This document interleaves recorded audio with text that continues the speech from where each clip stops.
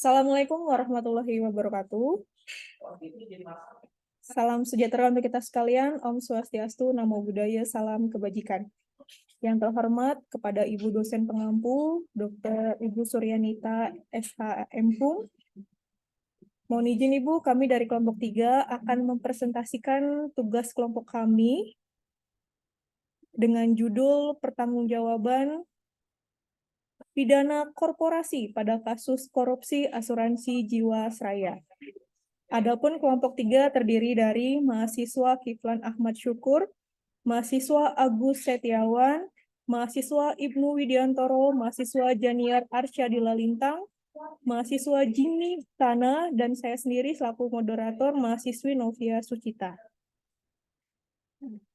Baik, selanjutnya mengenai latar belakang dan pendahuluan akan disampaikan oleh mahasiswa Bapak Jimmy Tana. Kami silakan. Ya, baik. Terima kasih. Adapun judul dari paparan kami kelompok 3 yaitu terkait pertanggungjawaban pidana korporasi pada kasus korupsi asuransi Jiwasraya. Kemudian yang menjadi latar belakang dari judul yang kami tulis yaitu yang pertama bahwa korupsi korporasi dan kronisme di Indonesia merupakan permasalahan yang senantiasa berkembang seiring dengan perkembangan kemajuan zaman saat ini. Kemudian yang kedua, berbagai pihak yang terlibat ya dalam kasus korupsi korporasi seperti para penguasa, kemudian badan usaha milik negara, serta perusahaan-perusahaan swasta yang ada. Kemudian yang ketiga, asuransi merupakan sektor perusahaan yang sangat rentan terjadi korupsi korporasi. Salah satunya perusahaan PT Asuransi Jiwasraya yang telah berdiri sejak tahun 1859. Kemudian yang keempat, hanya kasus korupsi korporasi yang terjadi pada PT Jiwasraya ini tentu sangat merugikan banyak pihak, terutama para nasabahnya dalam hal ini pemegang polis. Kemudian adapun dari latar belakang ini yang menjadi rumusan permasalahan ya, yang pertama bagaimana pertanggungjawaban pidana korporasi atau korupsi di Indonesia.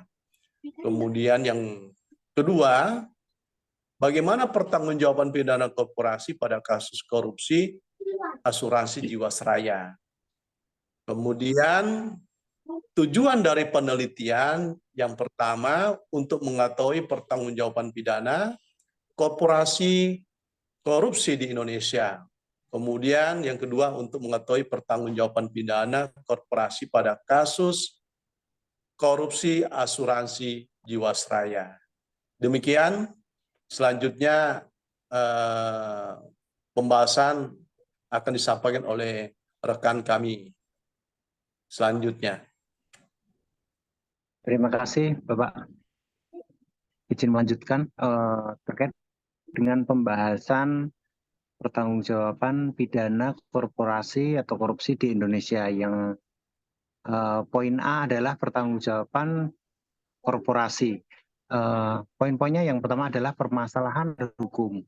Berikutnya yang kedua berkaitan erat dengan adanya hak dan kewajiban hukum antara partisipan dan agen. Yang ketiga yaitu korporasi sebagai pendorong globalisasi ekonomi rentan disalahgunakan. Yang keempat, pidana korporasi hanya terbatas pada hukum perdata saja. Untuk yang kelima adalah pro dan kontra pertanggungjawaban pidana korporasi harus disikapi secara yuridis, filosofis, dan sosiologis. Untuk poin B-nya, ruang lingkup teori keagenan. Dalam kaitannya dengan tanggung jawab perusahaan, teori keagenan layak dan realistis dalam mencari permasalahan, sistem informasi, ketidakpastian dampak, dan manajemen risiko perusahaan. Teori keagenan positivis atau positivism agensi teori yang mengidentifikasi permasalahan antara prinsip dan agen berdasarkan dampak atau outcome based dan sistem informasi serta terkait kontrak atau behavior based contracts. Untuk ruang lingkup teori keagenan lebih menegaskan bahwa rezim mempunyai justifikasi hukum untuk bertindak adil jika terjadi pelanggaran hukum dan lingkup bisnis korporasi. Baik, terima kasih, Pak. Kemudian poin C, pemahaman terkait keadilan. Bahwa yang pertama harus mengungkapkan keadilan menempatkan segala sesuatu yang diinginkan pada tempatnya, yang gagasannya mencakup kebebasan, kesetaraan, dan penghargaan atas layanan yang berkontribusi pada kebaikan bersama. Yang kedua, rumusan keadilan sebagai fairness sekaligus menunjukkan batas-batas praktek hukum berdasarkan kedudukan, penentuan adanya kekuasaan dan tanggung jawab, serta penentuan hak dan kewajiban masing-masing pihak yang terlibat. Yang ketiga, dengan demikian, landasan keadilan akan semakin memperkuat peran rezim untuk memulihkan kerugian negara atau daerah secara hukum melalui berbagai pertimbangan kepantasan korporasi.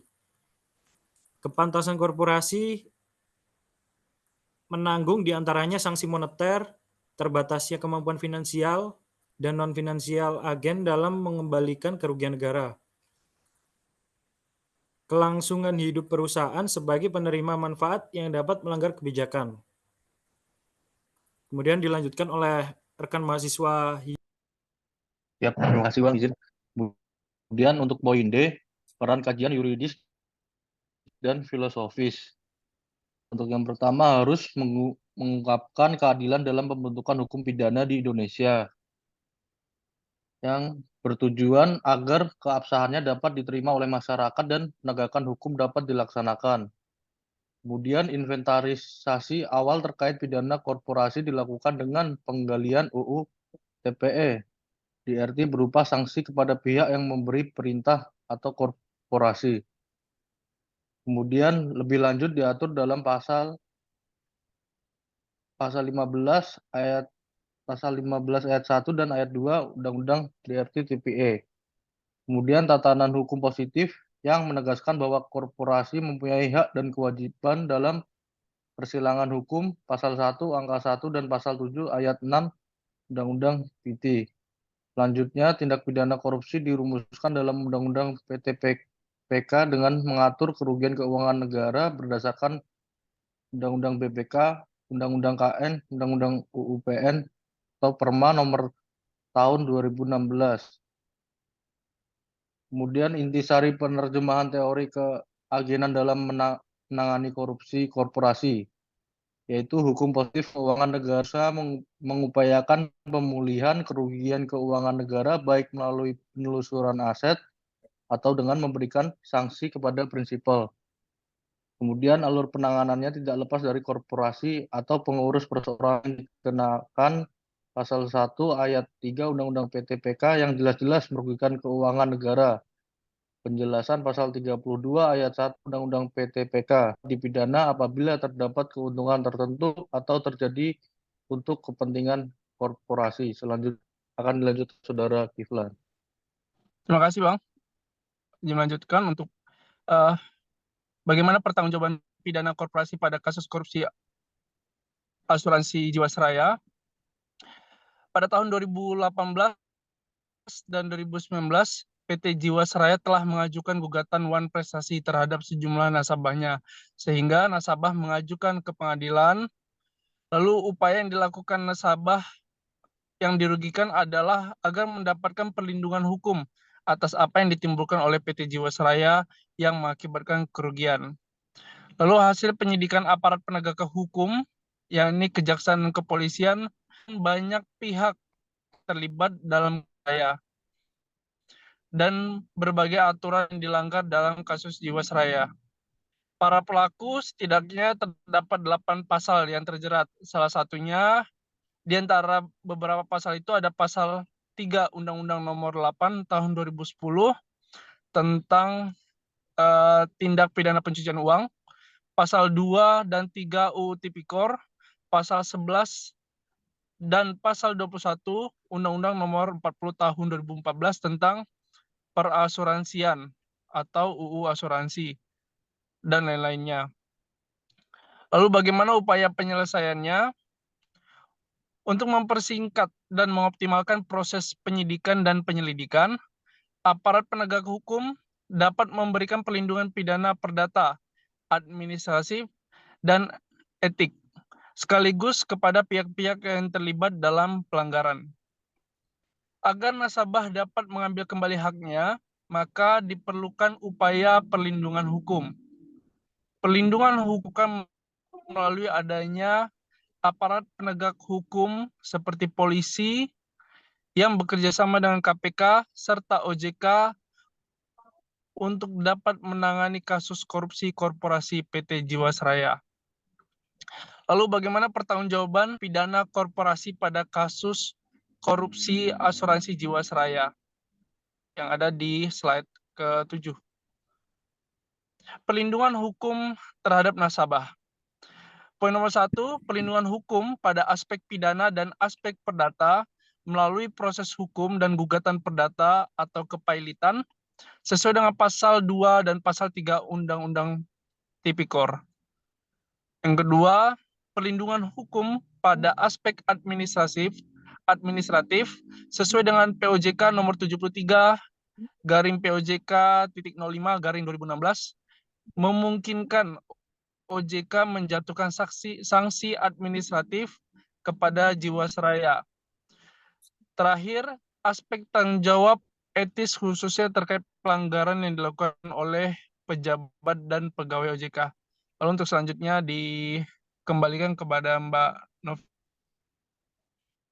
Baik, terima kasih pada Pak Kiflan dan rekan-rekan yang lainnya atas presentasi yang disampaikan. Mohon izin kami penutup yaitu kesimpulan dan saran. Untuk kesimpulan kami membagi menjadi 2, yaitu pertanggungjawaban pidana korupsi korporasi telah memenuhi aspek yuridis, filosofis, dan yuridis sosiologis untuk dilaksanakan berdasarkan teori keagenan dalam pembentukan hukum di Indonesia.